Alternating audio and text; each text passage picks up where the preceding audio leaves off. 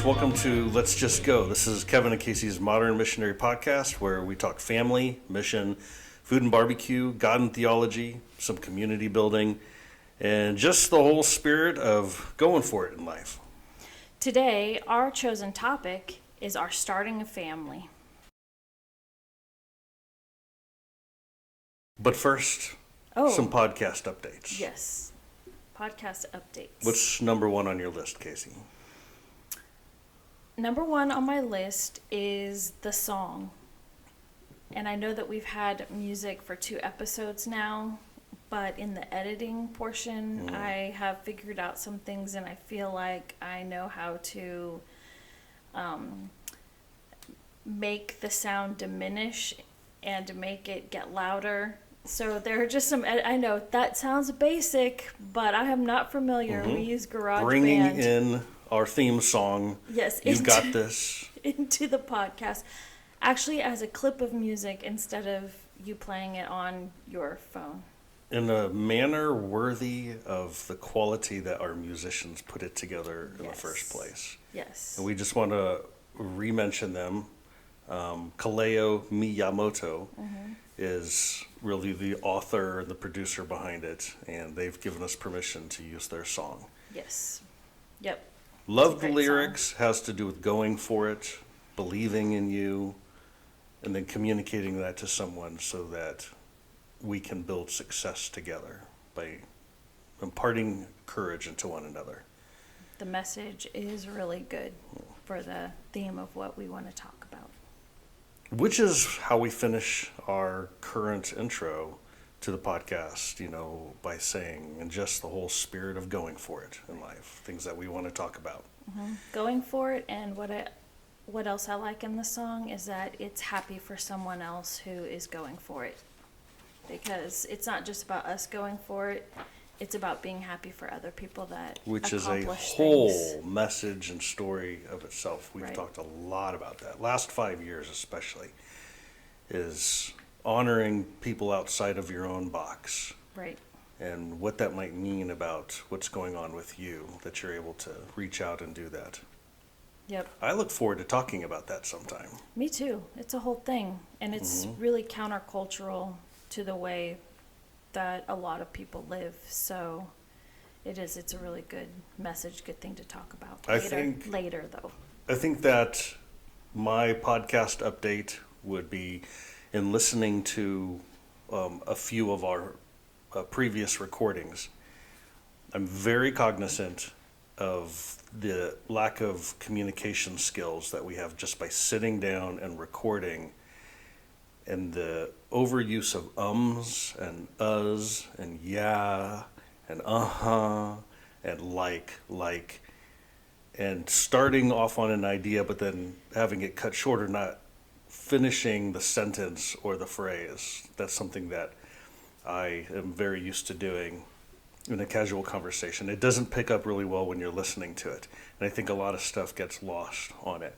So I wrote down this reminder to me: eliminate ums, uhs, yahs, uh-huhs, likes. And so it's going to be this whole discipline that I'm going through. I'm doing it right now. I know, it's hard. It is so difficult. It's hard. I know. I went through something in my mind before we started that had pretty much the same: do not do yeah, like. I say the word like all the time, and I'm like, oh my gosh, I have to cut that out. I just want the communication to be clear. And I think I have realized that, see, there it is. It's not necessarily smooth all the time. Another one that I put down was talking into the mic more up close and sitting up more. And as I'm sitting here, I'm realizing this chair is not going to do it for me. It's a slouchy chair. It makes me fall back, and I'm going to be, for the next hour, wrestling this chair that I'm just now discovering is not positioned for me to be sharp and to talk into the mic for the recording. Yeah. Nice filler there. Did you have any other additions to our podcast updates? Well, one thing that I was thinking about is the Coco podcast, and I did say that it was going to be a bonus episode, and I made a big thing about that, but it really wasn't. It was just a normal episode because we can't afford don't to have make time bonus to make bonus episodes right now. episodes, so it was just a regular episode. But that was really a good thing to do. I feel like everyone in our family. Good experience to sit down and all the kids Yeah. use it as a morning and memory session. We all talked about it, had memories, we cried a little bit, and it was a really good kind of therapy session to get our feelings out about that. And I think the kids enjoyed doing that too, even though they were a little embarrassed at first. I think they to loved get it. going, but they loved it. They yeah. had a great time. So another one then, observing ourselves during that, is that we need an interface with more channels. We've got 2 microphones right now, but we need to be able to plug in to do some phone call incomings. And we're interested in doing that because there's a lot of people that we know and have been attached to in stories in the past. We'd like to have some guests call in. That would be awesome. If That we would be could so do that. cool. And there's a lot of, people are all over the world, literally, Yeah. that we know, that we've worked Right. with, and that would be really fun. And then we could really hit a number of different kinds of audiences too.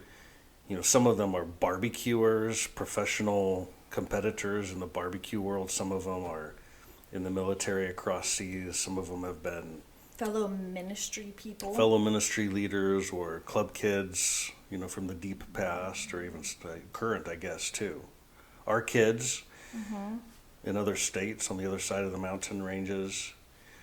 But also for us to have a couple of mics here that people could come and sit down and talk through things with us. So we could have 4 people sitting down here. But we need those extra inputs.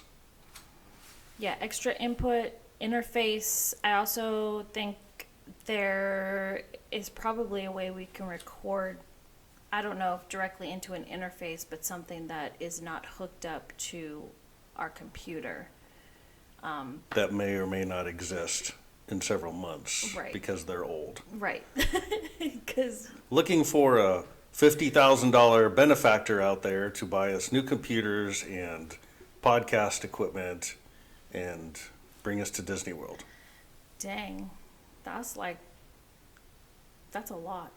Well, I think the I first guess part's Disney World only would be added up to fun. about $3,000, so I needed to do something else To with the go 47. to Disney World. Okay. I'll save this for next time, but I also started to write down a couple of bullet points on what are your strong suits as we look back on recordings, and what are my strong suits, such as what are the types of things where you're especially great to listen to, and what are the things that I'm especially good to listen to. And maybe folks who are listening to the podcast could tell us before we tell them, what we're observing. This is what I think Casey is good at and should focus on when you go back and forth. And this is what Kevin, this is when he hits it. That might be some good feedback for people who are listening to give back to us. Yeah, I agree. And we would love to have your feedback. There is a comment section, at least in Spotify, I don't know about Apple, where if you have tips, if you know us personally, and you have our social media stuff, then you can let us know through that. We've gotten a couple of really cool messages from people saying that they're enjoying it and that it's given them glimpses into like backstory or pieces of The puzzle. origin story. Yeah, the origin story. Right, Elizabeth messaged us the other day, and she was like, "Hey, I'm listening to your podcast," and she was there from 15 years beginning, ago. yeah. And she also said, by the way, today is the 15-year anniversary of that The fire kickoff. truck and emu whole hog barbecue smoking kickoff. Mm-hmm. And she sent a picture that she had communicated with Laura, and really there's been some other feedback too from folks, but that's kind of one of our goals, is to reach back to people that we knew a long time ago and see if they would connect in. Yeah, yeah. It's kind of cool to hear that. So yeah, we would like some feedback, but not just that, but also some engagement. Right. Hello, loved it. Here's what's going on with me. Mm-hmm. Fill up the comments section, things like that. Yeah. So we should go into our theme, which is starting a family. Starting a family. I'm going to start off just by, we're not really going to talk about like us getting married, but we're going to go through about 2 years into our marriage where we Quick snapshot. started, right, having our first children and some of the thoughts around that. So we're going to blast through several different stories. I'm going to give a precursor lead up. In 1995, we were married, and we moved then to Chicago together and finished up Wheaton College. You were supporting me while I was finishing up school. Yep. And so we moved to Wheaton, Illinois to finish up, and then I was commissioned as an officer in the U.S. Army Infantry, and we moved to Fort Benning, and it didn't take long. We were there for the infantry officer course, finished and completed that, and then all of a sudden I had a medical injury of my neck, and I had to be medically discharged from the Army, and that was a big shocker and It was a surprise shock. to our plans. And so now we had to figure out, okay, that's not what we're going to be doing. We're going to need to find something else. So with the medical discharge, we moved to Austin, where we'd never moved before, lived, where we didn't have any work, where we didn't know We anybody. didn't know anybody. And there's a whole fun, exciting story about that. That was so fun. But now we're getting settled in Austin, and we started house painting as small business owners. Right. And we started to get to know what it was like to live with people who had grown up with each other there all their lives. Mm-hmm. And I think that kind of rolls into where we're really going to start, about starting a new family together. And we ended up in this kind of a pod of other young married people. It was amazing. About our age. Yes. We ended up going to a church that was full of lots of different ages of people, a lot of young people, a lot of newly married people who had once been part of the church in a different way, but gotten married. And then there was this very large Sunday school class, and I don't think I had ever really been a part of a Sunday school class where everyone that was in it, well, maybe not everybody, but a lot of people, we did stuff outside of church together. We would go out to eat. We'd have people over at each other's houses. We were young, newly married. It was amazing. Didn't have kids yet. And it was just a really, really great way to, well, first of all, get to experience Austin, because that in and of itself, it was just a really, really fun place to live. We actually lived in Round Rock, though, which is a little bit north of Austin.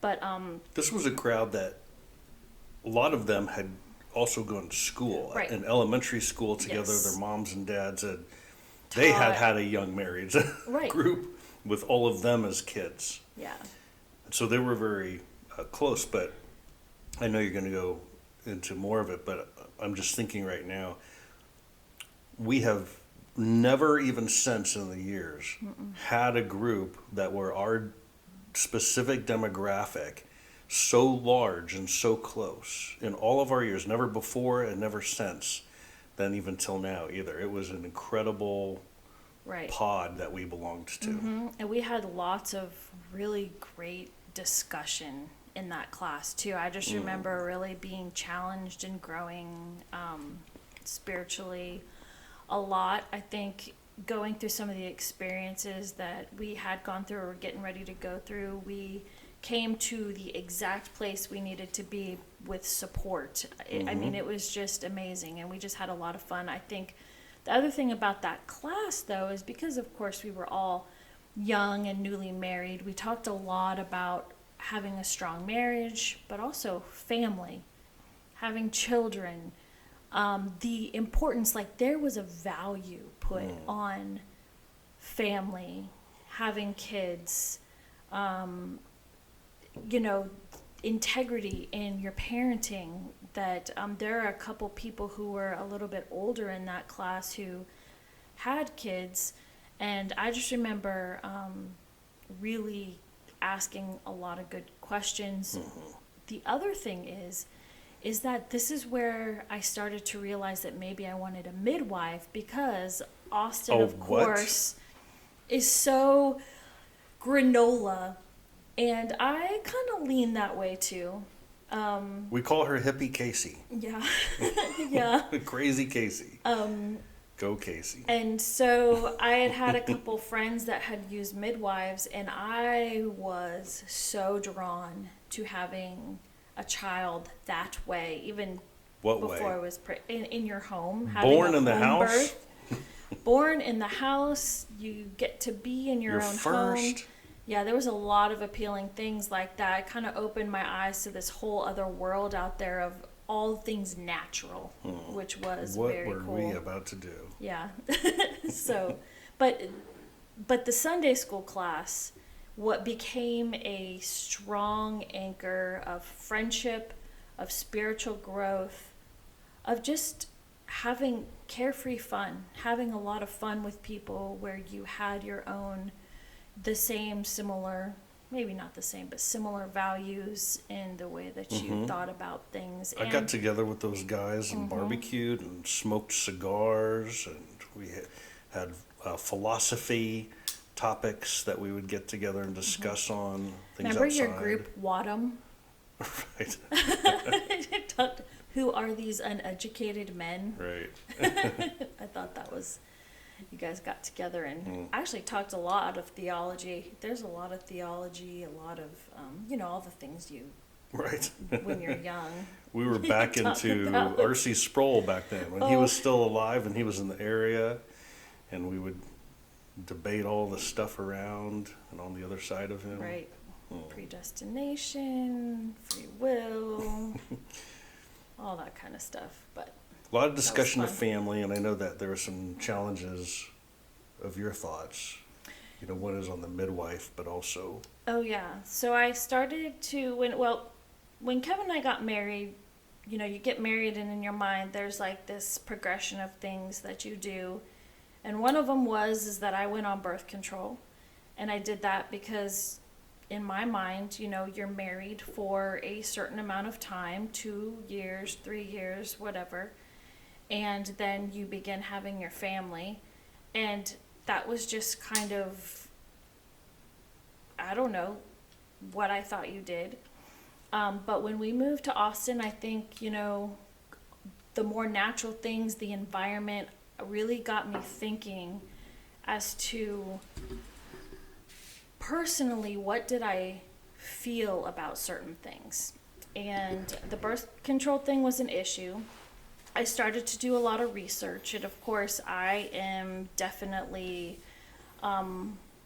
for life, and I just did not like some of the things I was reading about it, and ended up deciding to stop taking, I actually didn't come up to that. That wasn't an immediate decision, but there was something that I was really wrestling with. Right. About it. And I think it's probably helpful to pinpoint, a couple things on it. One, and I don't know if we were trying to get it just right or if we were just curious and we were wanting to know the science and stuff. Right. And we understood that, like taking the pill is, preventative from Getting pregnant, which is getting what we pregnant. wanted. And then, there's the whole question, what's pregnant one's life? Is it conception? Because turns out there's a large percentage of you do get pregnant or you conceive, and then after that it's an abortifacient. It it kills what started, and I really don't remember how passionate we were about our thoughts on that back then. I just remember that we were curious as to what the actual science and precision, what exactly medicine was doing. Right. Well, it was more curiosity and questions that started that. And it wasn't so much actually the stopping conception. It was taking hormones to make my body do something that wasn't in its natural process. That was my first thing in researching and investigating birth control, was because of that, because it was not, necessarily a natural way to prevent having children. Yeah. And so then, as we did research, I remember I actually specifically made a appointment with the doctor and to ask questions about that, and I wasn't really satisfied with the answers he gave me, especially when I read, about the conception part, and I was like, oh, I don't think I'm comfortable with that part either. And then it just kind of grew. And I think there were some larger issues too, because I mean, it's not just about what is what we think about the science or the medicine and things like that, but there's just the whole idea of having children. And I mean, fast forward, we've got 9 children. Yeah. Right now. Yes. And what is your memory of? We would like to go for it and have 1 million children, or we're just going to go one by one, or... Well, I remember that we wanted to have a lot of kids. I don't really know. In my mind, I wasn't thinking a number. A lot probably was like 4 or something. I didn't have a number. I just know that I was open to having kids. I figured that when we got to the number that felt like it was too much or enough, it would be that. But I didn't really have, at that point, I didn't really have a number in mind. I just knew that I wanted kids. I mean, open to kids. When I was little, I would tell people that I wanted to be a mom when I grew up. It was in me. It was something that was very passionate in me, was to be a mom, and to primarily be a mom. I knew that I wasn't going to work outside of the home. If I had kids, I was going to raise them. If we had the means to do that. And that turned into also making the means to be able to do that. Because, but that was a passion of mine. And I wanted to make sure that when I made the decision that I love information, so that I was going to have all the information I could to make an informed decision. But the cool thing about that is that you can have all the information, but God will step in and He will highlight something or point a different way that makes you have to maybe rethink things a little bit. Also, I think the other thing is that doing all kind of the investigation of having a family, I realized that you and I had the potential to create a family. Like, not like, oh my gosh. We got it in us. I know. It's in us as this... Humans are about to... power, to be able to bring life into the world. I was like, oh my gosh, this is like such an exciting and amazing and just fun thing to think about, is what are little humans going to be like who are a piece of Kevin and Casey. And it made me really excited to have kids, but there's just the huge potential when you're young and have a lot of energy and you're ready to start a family. And but at that point, we were kind of on this path to wait, a little while before we started having kids, as I was kind of wrestling with some aspects of how exactly do I want to do that, and all of that kind of a thing. So. Well, you're talking, I'm just writing this stuff. Oh, this is a section of a chapter of a book. And this is why I like to listen to Casey, especially after a little time of her processing. She starts to give these gold nuggets. Casey, I've got T-shirts. Oh, do you have T-shirts? Says, and your T-shirts. I know. We're gonna just. Here's your quote. I love information. I do love information. And that the thing about information is that God will step in too, though, and He'll highlight something. And then you realize that we are loaded up with potential. And, and I think that was a value, that was the content that came out of that Sunday school group and, Oh, yes, definitely. and the whole fellowship around it is this belief that we were loaded with potential because there were conversations that were had about family and everything. And you think about what did those Sunday school class and fellowship groups teach you specifically? Right. And maybe it's not, this is what this Bible verse means and this, Yeah. but it was there, it was loading you up with wonder and belief that you were loaded up with potential. And then we went and we did our life. And in our own life issues, we're tapping into that. And it combined into just the start of our whole family. Right. Yeah. That's good stuff. Yeah, that is good right stuff. there. So meanwhile,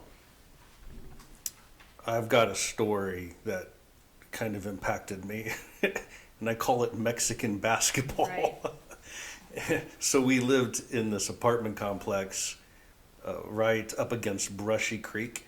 Yes. Is that right? Brushy Yep, Creek. Brushy And there Creek. was right outside of pretty much our apartment. If you went we down had the such steps, a pretty it was view. a You could beautiful. open the windows and you'd hear the water. I mean, it was really, really amazing, like first apartment in that area. Yes, and there was this little bit of a waterfall dam that you could walk across, and so as you were walking across, your bottom of your feet were in the water because the water was just kind of going over just the top of it. And that's where that nice creek sound Yeah, happened and the over water. the rocks. And then on the other side of the creek was an area, a living area that's completely opposite Right. of It was where so we were. different. Our apartment complex was brand new. In fact, we got in there for the first few months for free because they were trying to get residents in it because they were opening it up. And it had a nice pool and a hot tub outside, and everything Yeah. was, the We paint were was, living the life. it was wonderful. Yeah. And then on the other side is this whole couple neighborhoods of houses that were very dilapidated, and they were all Mexicans that were living there, and we would because we were up on the second story, we had a window, and we could hear the life there. We could see the life there. We saw it during the day, and we saw it during the nights too. And it was just very interesting because, there was the fun, loud, fiesta, music that is, more frequent than the folks, partying in our apartment Right. area. Lots of life from over there. A lot of life. And it was fun and bright, to see. But there was also a lot of hardship.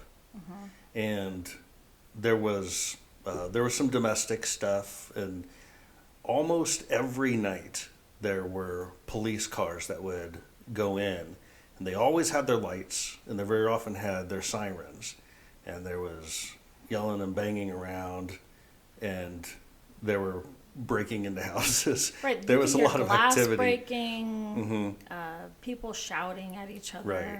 And Yeah. it just, good and bad things. It's Right. just much more, Lively. robust, yes, much more lively. And so we were living here. There's Brushy Creek. There was this waterfall you could walk across over to the other side. And then there was this opposite life of this Mexican community. And with our work, painting houses, we were pretty much the only folks of our demographic that were painting houses. Everyone else was mostly, from, they were Mexican laborers. And so we interacted, at the paint stores and, in business. So it was but it was different life right across Yeah. Brushy Creek. And then there was a lure to me personally on the other side of that waterfall. And it was a basketball court. And it was just a half of a basketball court. It was on the Mexican side of Brushy Creek. And when I was observing it, then I didn't see anybody, using it. But they did use it usually before dinner after they got, a lot of these guys got home from work. And so I started crossing Brushy Creek and playing basketball, just shooting hoops and doing free throw shots and learning to do layups and fiddling around. Dan would go with you sometimes too. When my brother was there, then he would, the two of us would go. Yeah, we'd shoot hoop. And, well, one time, I think Dan and I were both there. It was just before, dinner time or after dinner time, and a whole group of Mexican guys came, and they descended on the court, and there's a lot more of them than the two of us, but we just kind of kept on playing. They just did that on top of us, and then we started playing together, and they let us play with them, and we got to sit around and talk, and they didn't speak hardly any English, and we didn't speak Spanish, and so it was kind of hand and arm signals and some words that we knew, and trying it out. It was kind of fun. Yeah. But then there were other nights that I would go over, and that would happen again. And there was one time we were playing, and afterwards the guys pulled out some beers, and we sat down on the grass, and they offered me a beer, and we were drinking and talking together as much as we could. And there was an older one of the Mexican fellows, and you could tell that he was kind of respected by the others, and you could really, in their culture, you can tell very much where people are in their pot of friends. Who is who, and who's the leader, and who's the backup, and etc. And so this guy, he's kind of taken me under his wing a little bit and just asking me questions about myself. But what he asked was, the most important thing to him was, how many kids you got? Yeah. And I just remember, saying, I don't have any kids. And he was very shocked because he could tell I was in my mid-20s. And he says, why don't you have any kids? He says, you're not married? And I said, no, I'm married.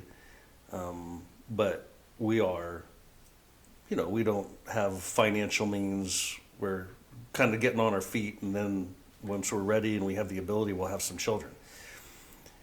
And of course, it wasn't all as clear as I'm saying it right now because we're broken languages. And boy, did he react to that.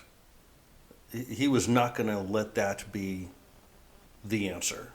He thought that was the silliest, dumbest thing. And he kind of, dramatically, he put his hand out. He was like, do you live over there? Yeah. This pristine apartment complex with all the amenities and privileges, and you had to be something to get there, I guess. And he says, look at where you live. And he goes, look at where I live. And he says, I've got 3 walls on a house and a roof, and the police are over here all the time. But I have 6 kids, and they all wake up in the morning under a roof. They have 3 meals a day. They go to school, they get an education, they come home, they play with their friends, and we're living life. Why don't you have any kids? Right, the question, don. Boy. And that floored me. Yeah. But what a humbling thing is for this guy who doesn't have what I had, or even maybe financially he did have what I had, because we had nothing. We did have nothing. But we had facility Right. to do things. But what did he need? He needed his kids to have a roof, 3 meals a day, a school, and friends that they could play with. And he said that they were happy. Mm-hmm. And how far back in basic what is your baseline of what you need to move forward with familying? Everything was being provided.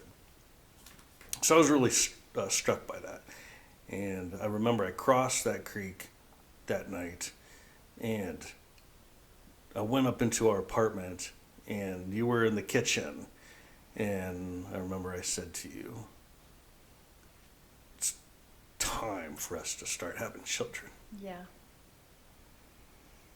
There's no reason why we can't. Mm-hmm. Look, and then, Casey, come to the window. Look at these guys. Look at this other world over here. Let me tell you what they told me. Yep.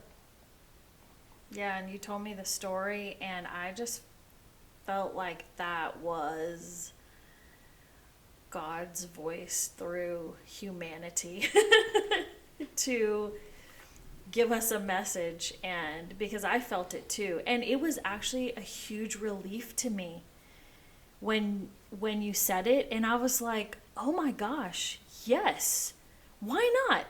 And I go back to the potential thing. I wrote this down, that the potential to have a family was actually empowering. It was not something to contain. And I feel like people today have this power to grow something, to expand something, to raise something, and it's all this potential. And instead, they want to contain it instead of nurture and let it grow, or even begin. It's all containment. It's all like, oh my gosh, I don't want this to happen. Fear. I don't know what is going to happen if I start having kids. I don't want to give this up if I, but the thing is that it's all about containment instead of realizing and recognizing all of the potential that you need to Let's just go. let loose. Yeah, I think it's a soft fear. I'm just thinking about that. And it feels like, the soft fear feels like some virtues. It feels like responsibility. It feels like, well, I'm pre-organizing. It feels like, well, I'm for quality of life versus quantity of life. But those virtues can be something that we're hiding behind, that they're containing. They can be containers. Right. Also information, because that's what I was doing. I was gathering information, and I had no idea how to make a decision about the information I was receiving, because I felt like I had two different things going on. Is one, I think that the thing that I wanted, motherhood, was right at my fingertips. And yet there was this societal norms, this outside voices that said you had to do things in a specific way. And so I wanted to do that. I wanted to be a good person. I wanted to go on birth control. I wanted to wait 2 or 3 years before we started having a family. I didn't want to look out of control, kind of a thing. It was going to be done just so. We lived in a very sterile apartment complex where everyone looked the same on the outside. Who knows what happened inside their apartments, but, everyone looked the same. Everyone went to work. Nobody had children, and you're comparing the two worlds. I didn't want to look out of control. Yeah, you want to make sure you're doing it the right way. I wanted to be a good person. But the messages I was getting from my friends, our friends in the and through the Sunday school class and through my research, they were telling me something different than the buttoned up path that was going on. But I didn't know how to act on it, which is really strange because sometimes all you have to do is make a decision. And when you came over from, Mexican basketball and you talked to me about it, it was the God stepping into the information and being like, who cares about that? I mean, you know it now. Why don't you just make a decision to do it? And I feel like that's why it hit home for me too. When you said it, I was like, oh my gosh, that's what we're supposed to do. We're supposed to start tonight trying to have kids. So that was because until then we hadn't tried. No. I'm thinking when I listen, sorry, your message on this is so good.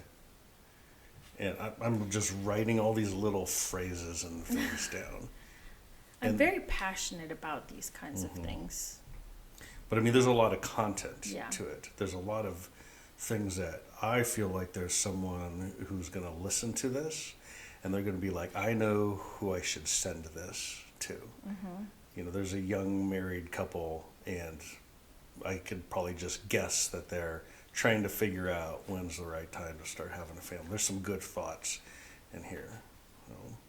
Well, so I think maybe next is that we had David, our firstborn, Yes. less than 9 months later. Yeah. Less than 9 months later. And there's kind of three things that stick out to me about having David. One is this midwife experience. You're right. And secondly is that he was born 2 months early. He was a preemie child. Yep. And third of all is the work that you were put into at just the right time, at the gap. Right. In the favor that you curried with your manager, who decided to take care of you in terms of insurance just before we hit all of the medical bills for the preemie emergency. Yes. Yeah, that was a really cool connection, I think. When we moved to Austin, I had worked at Fort Benning in the Columbus Mall. I worked at the Gap. And we knew we were going to be moving to Austin. And so my manager there called the manager at the Gap and the Arboretum. It was the Arboretum in Austin. And they hired me. And I actually created my own position. I became the back stockroom manager, and I didn't work on the floor very much except on holidays, but my main job was to receive shipments and then scan everything, put it all away. But I loved it. I loved the organization of it and everything. But anyway, I ended up developing a really good relationship with all the people that worked there. It was a really fun place to work. I enjoyed it a lot.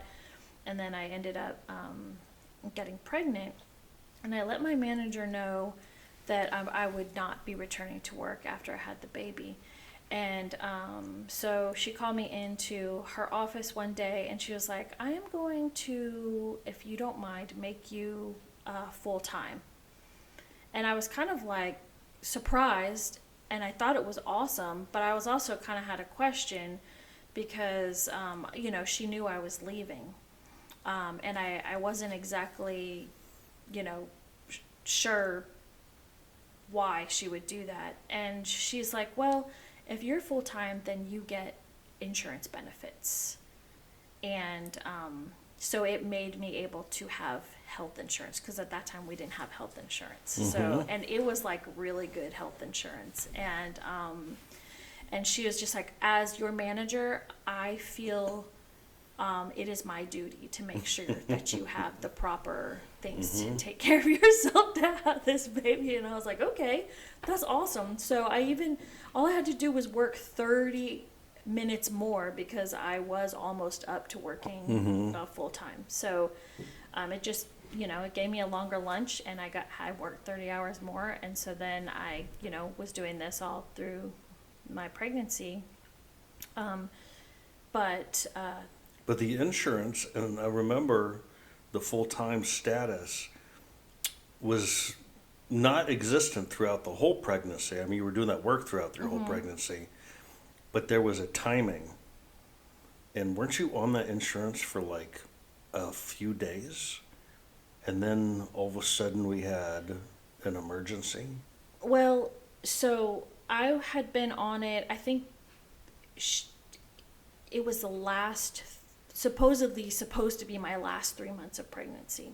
So I think I'd been on it a little bit, but I don't know if there was something. You're right. I don't remember exact details, but yeah, I had not I been could on be it wrong. for very long. I feel like I recall Yes. it was like a day or two. Yeah. And then all of a sudden you had to go to the hospital. Yeah. Yeah. Yeah. But to step back from that, going to the hospital, also looking for a midwife was very interesting. I knew that I really wanted a midwife and to have the baby at home. Austin is a very interesting place to look for midwives because they are on a spectrum. There is like the one who is. So in Austin, you did not have to be a certified nurse midwife at the time.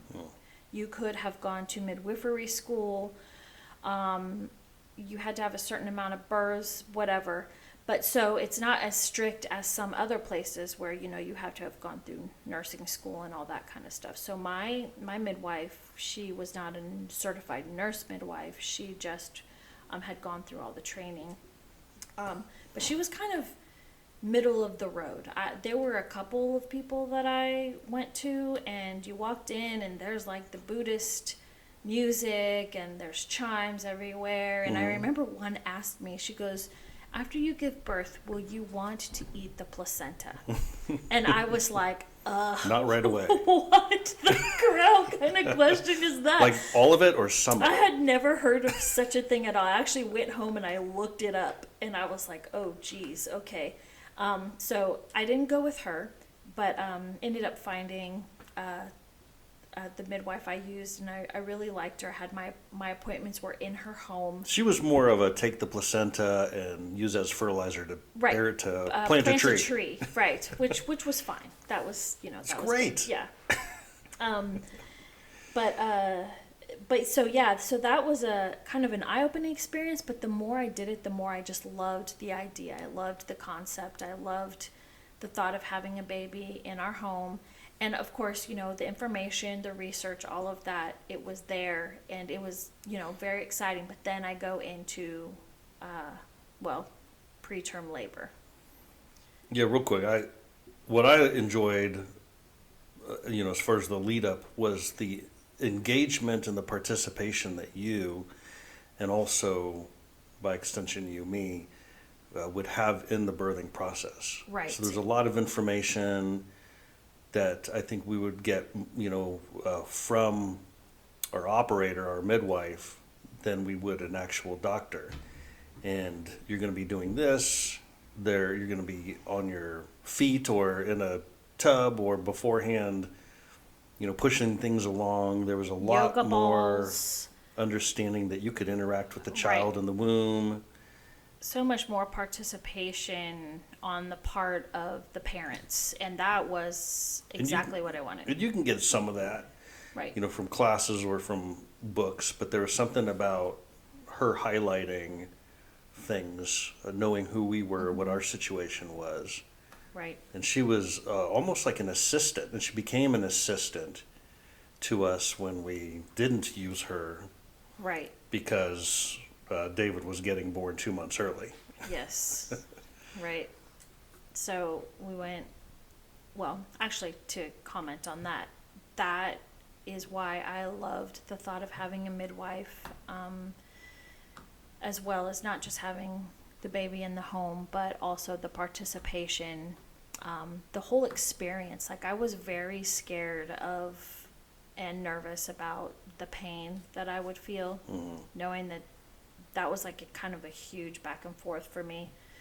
But it was another thing where I was just kind of the philosophy that we take on. I was just going to go for it and see, because I had no doubt that I could handle the pain or handle it. We had the information. We had the information. It was just And like, now the okay. only thing left was to do it. Right, to or do not. it. Mm-hmm. Yes. Yeah. But anyway, I ended up, I think we were at a party, and I remember I kind of started spotting, and we went home, and I laid down, and I could kind of like feel, I think, contractions starting. Mm-hmm. And so I called my midwife, and she kind of told me what to do, as far as maybe stopping the contractions or whatever. But she said if they progress or if something else happens, call me. And sure enough, I ended up losing my mucus plug, and that was weird. But when I called her, she was like, okay. And as I was talking to her on the phone, I felt my first kind of real contraction. And I was like, I think that this is going to pick up. She goes, yeah, you're going to pick up, pick up pace, the pace of everything. She goes, so why don't you just meet me at Was it hospital? Melanie? Yeah, Melanie. Melanie, okay. Yeah. And so we met her at St. David's Hospital. Oh, that's right. In Austin. I met her at St. David's, and we met her at there, and she became my advocate, and I loved that because they took me into a hospital. She actually knew one of the doctors that delivered babies there. His name was Dr. Love, and she specifically asked. Contacted him and asked him. He was amazing. He was so good. He after they did an ultrasound and all that and assessed his health and my health, and he let her be. He told her that if I did go into labor, she could be a part of that process, because he was satisfied with how everything was, even though he was so early. But they ended up stopping my labor for 48 hours. They tried to. No, they did. It was still rolling slow. Well, they gave me... They put you on some steroids to stop and it. Stopped and I don't think it ever did. Okay. Yeah. All right. After 48 hours. All right. It was stopped. And there were people from the church who found out what was going on, and they had oh, wow, I forgot about that. They had a list of people who actually came, because you were painting houses at the time. You couldn't be there with me all the time, and so they came and sat with me in the hospital.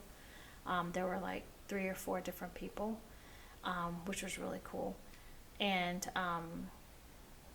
so they were able to give me like 2 or 3 different steroid shots to help develop his lungs, and so and they did an ultrasound, which we weren't going to find out what he was, but the doctor, when he did that ultrasound, I didn't remember that. So it wasn't until he was in the hospital about to be born, and we discovered, that's when we learned that we were going to have a boy. That it was going to be a David. Yep.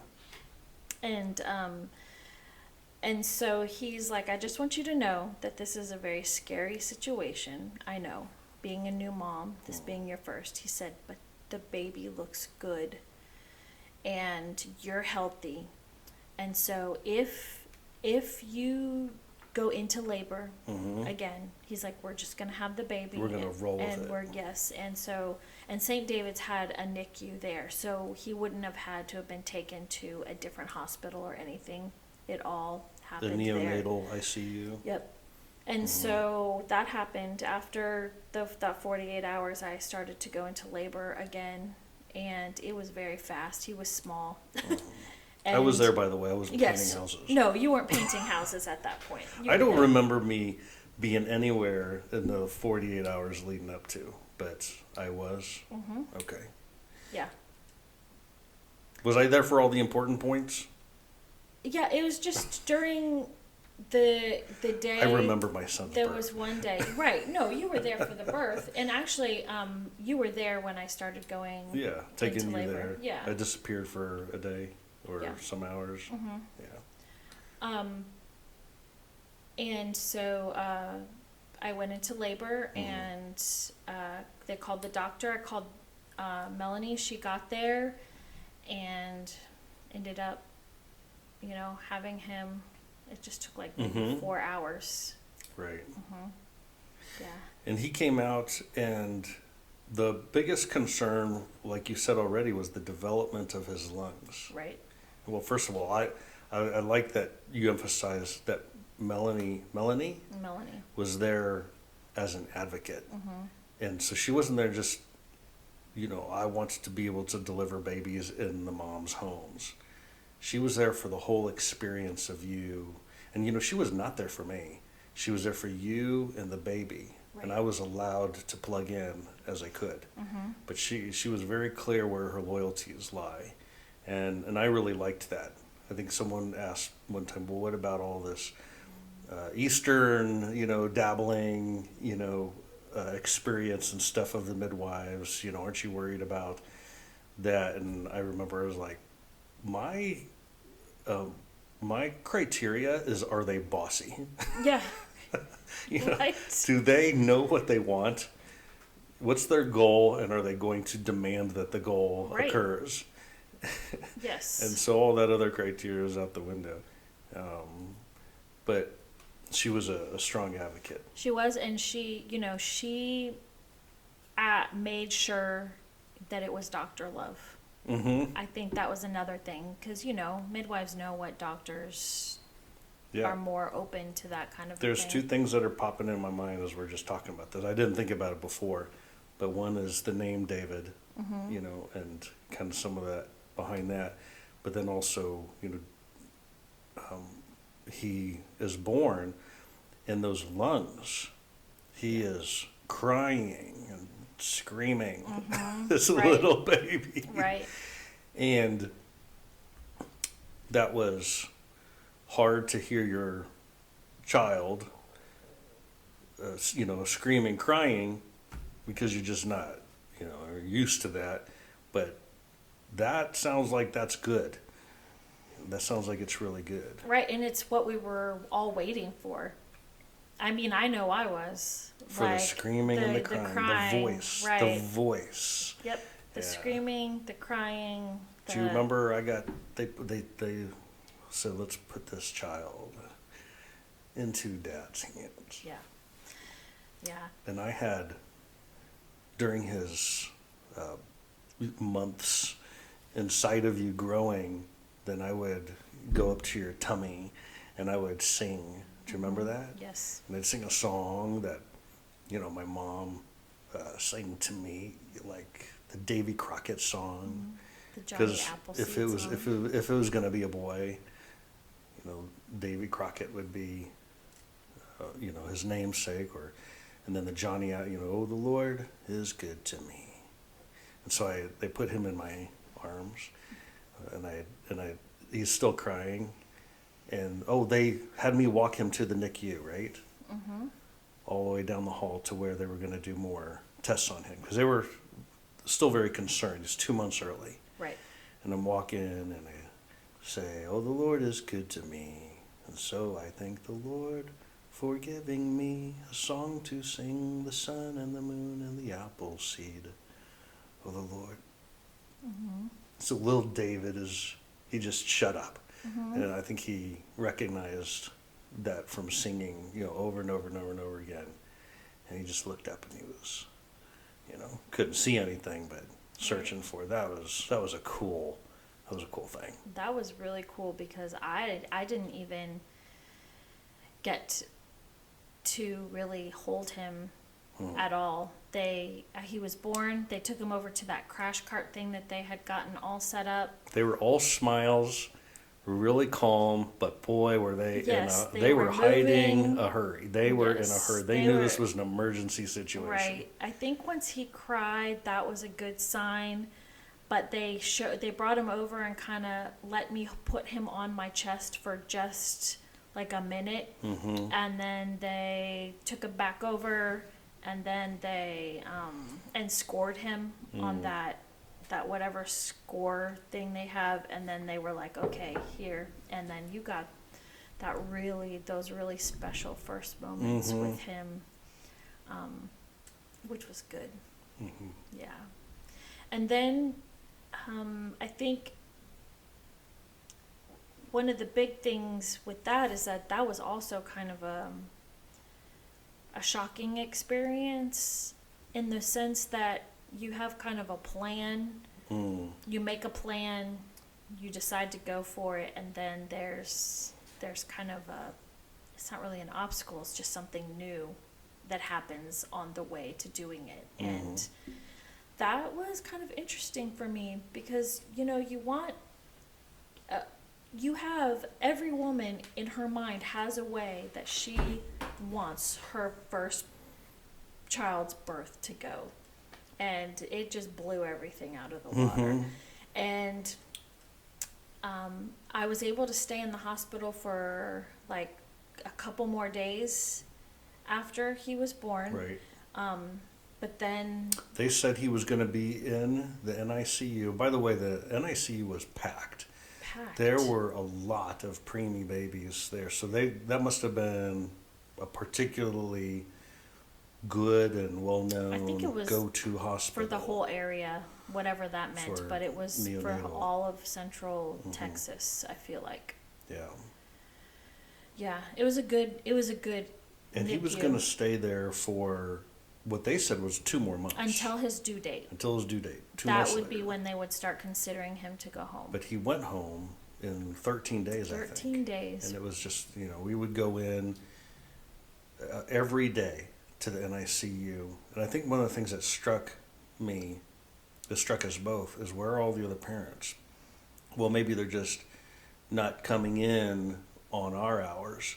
But in talking with the nurses and the doctors, it was discovered by us. I mean, they said it frequently, is that they don't come in.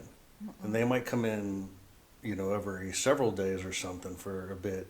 But it was almost like, well, the child is born, it's in the NICU, it's not really, a take-home child yet, it's like on layaway or something.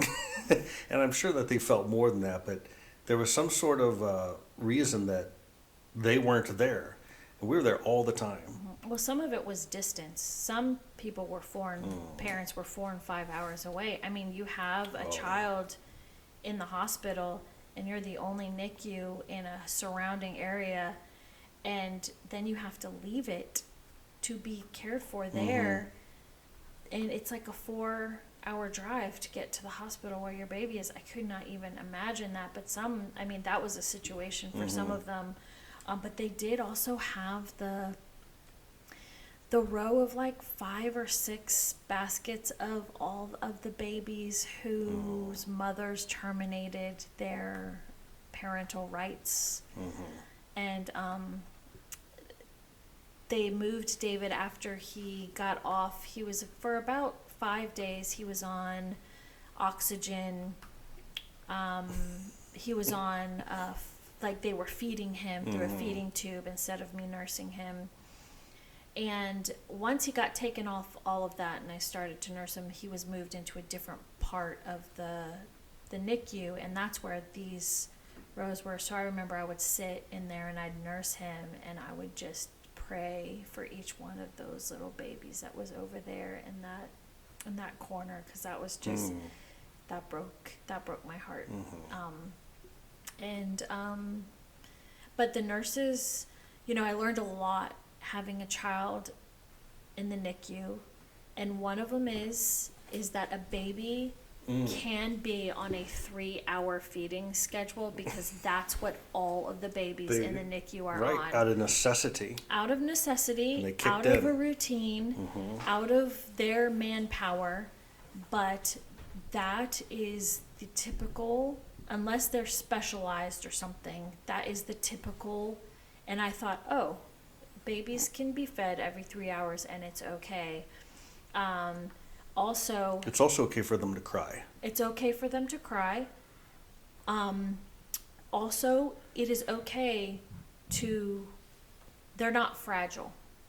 Right. I mean, they are fragile, but they're not fragile. You can manhandle those You can kids. manhandle a baby. I mean, these nurses, they would pick them up, they would feed them, they would throw them over their shoulder, Hard, and they'd, quick. pat them really hard, get a really Get that air efficient out. burp and air out, and Hurry then feed again and do it again. And I practiced what I saw there, and that was so helpful for me. I just wanted to tell those nurses how to do it, knowing nothing.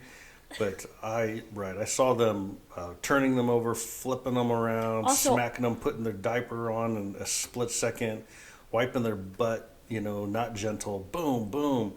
And I was like, these things are, like, they're not as fragile as you think that they Right. are. I mean, all the common sense, don't shake the baby, things Right. like that. Yeah. But they are, don't be scared. Right, don't be scared. That was the biggest thing. Flop them around, take care of business. Don't give them all your time. Also, all of the babies in the NICU sleep on their stomachs. And that was one of my huge takeaways. I get Scandalous. home, and you read all these things that are like, do not put your baby on its tummy. And I was like, well, they do it in the NICU, so it's fine. And, all do of what my works. kids from the Right. very beginning always slept on their stomachs. And what was also nice is that there were alarms going off and bells. Right, well, they and were hooked up to machines and They were stuff. hooked up to but- machines, so some of it was, something's happening, and other stuff was, I just gotta shake the wires. But with all those kids, there was noise, and there was interruptions, and so when we took David home eventually, Yeah, we decided to not put him in a quiet room. right. He was on the couch. He was on the couch. He was where there was noise. He could sleep He could sleep through through it. anything. Because we had him on a cycle. Yeah. And that would bear out on some ideas of raising and developing routines with newbies later on. Well, yes, and there was an instant, a part with him that kind of fell apart for me anyway, as keeping up a routine with him as a mom. Right. But that's a story for That's another another time. one. Yeah. I think that would actually be good when we talk about having boys, because the next one on the list was Jacob, Oh. and Oh, so yeah. so it was really about starting off with boys, but then raising them in some philosophies and some just unique lessons in there. Yeah. I think it's good for another time. But For sure. So David, real quick, David is a name that we came up with. I just got to tell my story. My mom, she said, Kevin, I think I misnamed you. She said that a number of years ago. She said, I think I should have named you David. And I was like, you misnamed me. That's the part I got. You misnamed me. And I gave her a hard time about that. But she wanted to not lose that I was a singer, because I like to walk around and sing, and You always have a song song in my heart. in your heart, yeah. And so she would sing me some of those things. And so David was a name, and I remember you and I were talking, well, what would the kid's name be if it was a boy? And I said, well, how about Kevin? Kevin Jr. Kevin. And I remember And I was like, heck no. you said, no, I don't like that name. I was like, wait, that's my name. Then you said, how about David? I'm like, come on. She's like, well, that's kind of your name. I was like, no, that's not my name. And that was the mistake in my being named. So, but we went with David. Yeah. That's a fun little ditty. You like to tell that story. I like to tell that story. Yeah. Yeah. Well, similar to it, on my grandma's deathbed, a lot of the grandkids were. I'm the oldest of a whole bunch of grandkids, and so I'm the oldest. Kevin is the oldest, and everyone knew when she was going to die. And well, a whole bunch of us were out at the farmhouse out in the boonies and Hayes, and there were sort of some turns to go in and say goodbye to her, and it was mine. I went in, and she says, God, she doesn't say Kevin. She says, come here closer to me. And so I go up to her, and she goes, I have a secret, but don't tell anybody. And I said, what is it, Grandma? And she said, you're my favorite. You've always been my favorite. And I said, oh, thank you. And she goes, now if we could just get you a good wife like your brother Kevin has. So she thought I was Dan. She thought you were your brother. Missed my real name. And I said, Grandma, I am Kevin. She goes, oh, I'm sorry. So funny names about that. So he was named David. Named David. I think we're getting close to wrapping it up. Yeah. There's a story that I remember I want to include. I was telling you about it before. And at some point, we start going out with David as this baby. And we went to, I think it was Applebee's. We ordered the food, probably had appetizers there, and then David starts crying. It was like reflex. They looked at us and said, do you have to go home now? And I remember, saying, well, why would we have to go home? And they said, well, our friends who have started having kids, as soon as the baby cries, they have to go home. I remember that. And it didn't strike me so much in that moment as much as resonated with me over the years. Do you have to go home now? Yeah. Because the baby's crying. And it's made me think babies are supposed to cry. Right. And why do you need to go home? And what is it that's keeping people from having kids or starting to have kids? What is your perspective and feelings about putting others out? How are you being put out? What do you think you can't do at the same time as this? Right. Who all are you trying to please and impress? Yeah. What are all of the logistics, the concerns, the inhibitions? Right. Do you have to go home now? I remember that story. Yeah. No, That's good. we do not need to go home. We'll just let the baby cry. And they were happy. They didn't think that we should. They wanted us to be there and to spend that good time with them. Right. And we had a good time. Do you have any wrap-up thoughts from all this? Well, maybe you think about that. There's 4 big ones on mine. It's just realizing all the potential that we had, that we were loaded up with. Another one is just the empowering Sunday school class and the pot of, people, the mentors, and the colleagues that were there, and that they were there in an empowering sort of a way. Mexican basketball, and the perspective of a better man, than me. And do you have to go home now? Yeah. Do you have to go home now? I think if I had anything to say, it would be a message that's kind of countercultural, but you and I have talked about this, is that I think that people should get married young and have children young. Get it going. Get it going. And also to all of the life things that they thought was in replacement or contradistinction to that. Plus I have some really good t-shirt quotes that you gave me that I wrote down on this piece of paper. I love the information. all the information. I love the information, all the information. Okay, well, this was good. I enjoyed going through all this. Yeah, this was fun. So till next time. Yeah.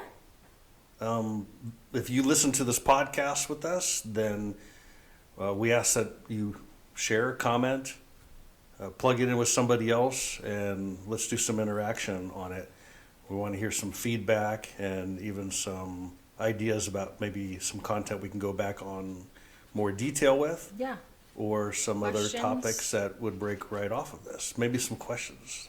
That would be fun to get a list of questions to maybe go through now and then that people send us, and then we just spend a minute or two on those. Yeah, that sounds good. Thanks for joining us. Yep. Catch Bye. you guys next time. Peace out. You got this, you got a friend. You got this, so you can win. You got this, so you can do it. Another year passes us by as I'm looking at you. I see the glimmer in your eye, 'cause you're excited about getting a raise. You work so hard for this extra.